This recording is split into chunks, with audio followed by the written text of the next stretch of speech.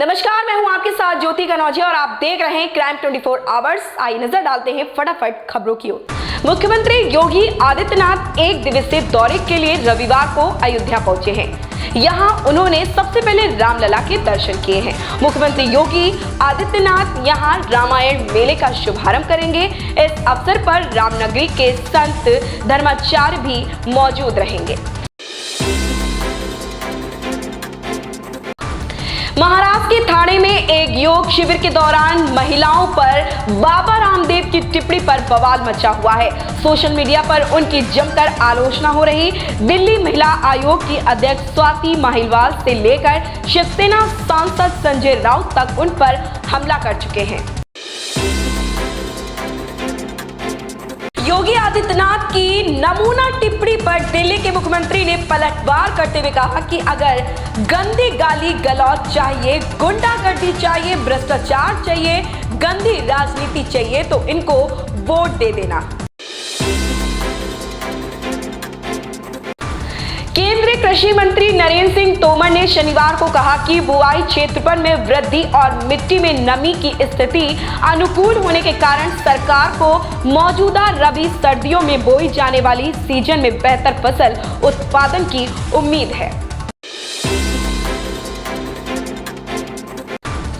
प्रसादी लाल मीणा ने कहा कि अशोक गहलोत के नेतृत्व में बदलाव नहीं करना चाहिए, वरना राजस्थान में भी पंजाब जैसी स्थिति हो जाएगी। बीएसएफ की मुस्तैदी में एक बार फिर पाकिस्तानी युवक की भारतीय सेना में घुसपैठ की कोशिश विफल हो गई है। श्री गंगापुर के श्रीकरणपुर बॉर्डर एरिया में एक युवक ने शनिवार को घुसपैठ का प्रयास किया था। दिग्गज अभिनेता विक्रम गोखले की लंबी बीमारी के बाद शनिवार को निधन हो गया। उन्होंने पुणे के दीनानाथ मंगेशकर अस्पताल में अंतिम सांस ली। उनका पार्थिव शरीर पुणे के बाल गंधर्व राम मंदिर में रखा गया था, जिसके बाद उनका अंतिम संस्कार वैकुंठ श्मशान भूमि में हुआ। दिल्ली के बहुचर्चित हत्याकांड के बाद लोग अपराधी आफ्ताब के लिए सजा और श्रद्धा के लिए न्याय की मांग कर रहे हैं। अब शालीन चोपड़ा ने भी श्रद्धा की श्रद्धांजलि दी, लेकिन उनकी एक गलती की वजह से वह सोशल मीडिया पर ट्रोल हो रही है। श्रद्धा वालकर के फोटो पर हाथ चढ़ाकर हाथ जोड़ती दिखाई दी, लेकिन इसी दौरान वह एक महिला से बात करती है और इस दौरान शालीन के चेहरे पर हंसी साफ दिखाई दे रही है। मोहन भागवत ने कहा कि जब शाहजहां में हिंदुओं की धर्मयात्रा या धार्मिक सभाओं पर जजिया कर लगाने को घोषणा की तो काशी के विद्वानों में इसका विरोध किया और उससे बहस की चुनौती दी है। सपा अध्यक्ष ने मैनपुरी लोकसभा उपचुनाव के लिए डिंपल यादव को उम्मीदवार बनाया है। उनकी जीत के लिए जमकर प्रचार किया जा रहा है। इस दौरान प्रचार को लेकर इटावा में हंगामा मच गया है। दरअसल रेलवे स्टेशन में डिंपल यादव जिंदाबाद के नारे लगाए गए हैं। लोकसभा चुनाव 2024 से पहले भारतीय जनता पार्टी ने तमिलनाडु में एजेंडा सेट करना शुरू कर दिया है। डीएमके के खिलाफ माहौल बनाकर और एआईएडीएमके में चल रहे मतभेद का फायदा उठाते हुए नई रणनीति पर काम करना शुरू कर दिया है। इस बार के गणतंत्र दिवस समारोह में मिस्र के राष्ट्रपति मुख्य अतिथि के तौर पर शामिल होंगे। विदेश मंत्रालय की ओर से बताया गया है कि गणतंत्र दिवस 2023 पर मिस्र के राष्ट्रपति अब्देल फतह अल सीसी विदेशी मेहमान होंगे।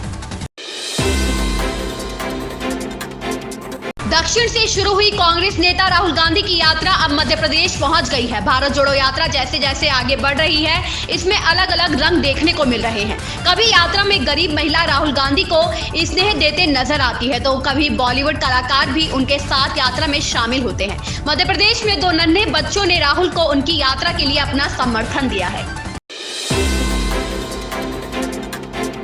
गुजरात के अहमदाबाद की एटीएस ने शनिवार रात बदायूं जिले में दबिश दी और शहर के आदर्श नगर मोहल्ला निवासी एक युवक को उठा लिया। बताया जा रहा है कि उसने प्रधानमंत्री कार्यालय में मेल करके प्रधानमंत्री को जान से मारने की धमकी दी थी।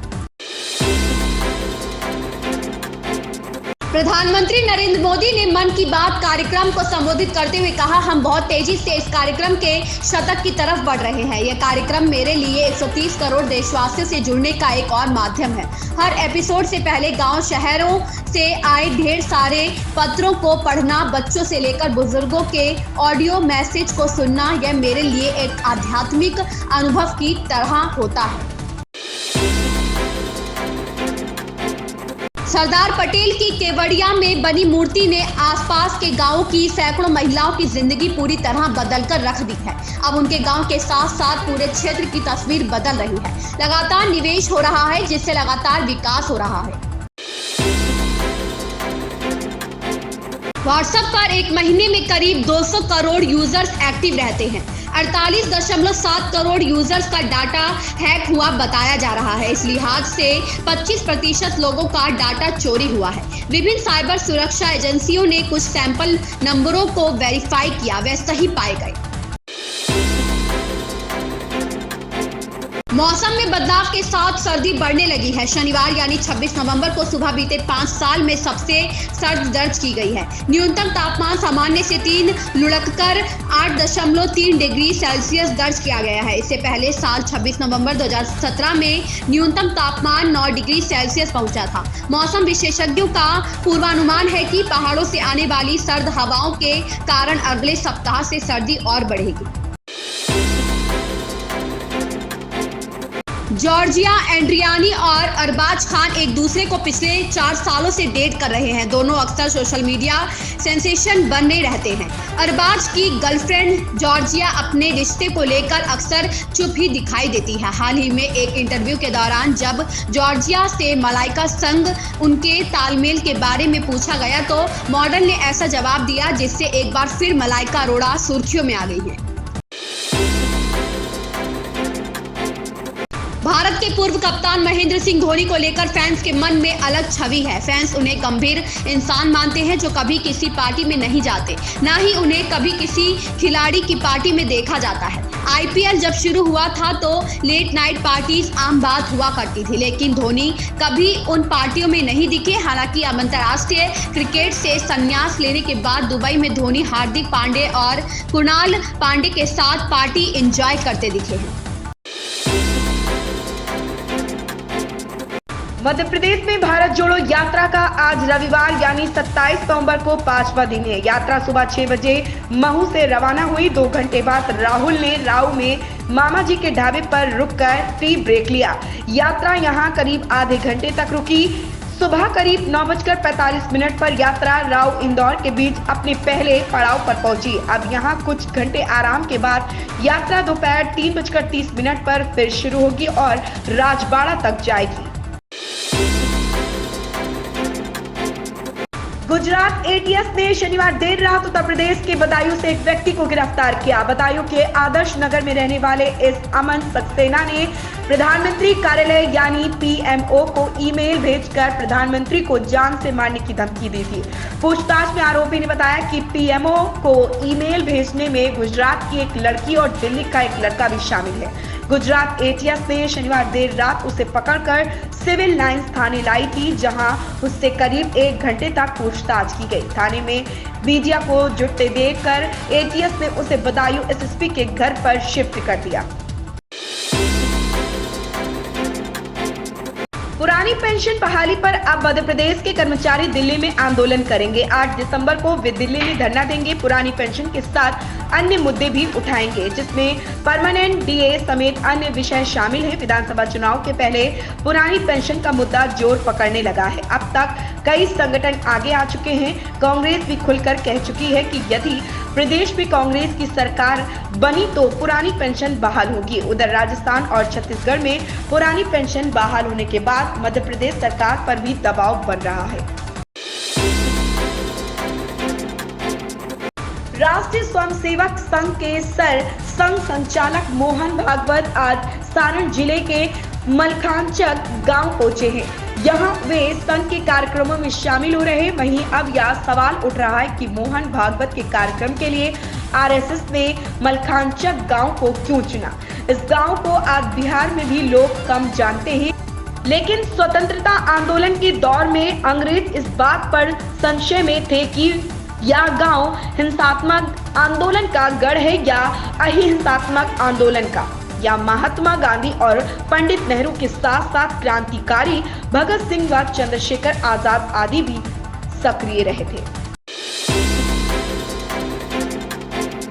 हरियाणा के सभी 22 जिलों में 143 पंचायत समितियों एवं 22 जिला परिषदों के सदस्यों के चुनाव के लिए मतगणना जारी है। इस दौरान जिला परिषद की 411 और पंचायत समिति की 3081 सीटों पर हार जीत का फैसला होगा।